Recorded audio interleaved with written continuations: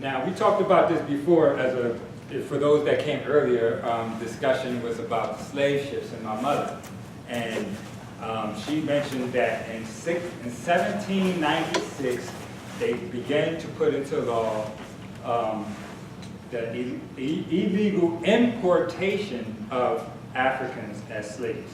So Africans weren't coming in here after 1800, as a part of the conversation that we were having earlier. However, as we look at this map, this chart, and 1790, what's that, 500,000 slaves, right? 1800, we still had less than 1 million slaves, right? So when they stopped bringing Africans here, we had less than 1 million slaves. But we still had more slaves than they imported.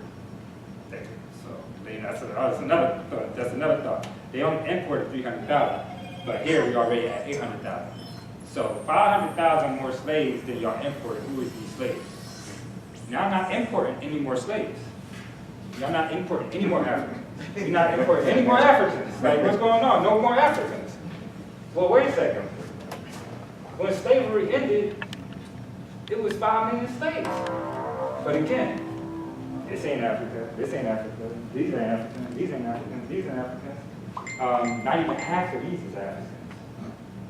And so, who are these people? And then we're the descendants of these people. And they've been telling us they're African, but they ain't. What we doing?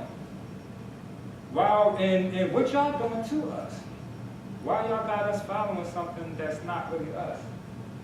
And again, it can be a part of us, it can be a part of the story, but it's not the whole of the story for any of us.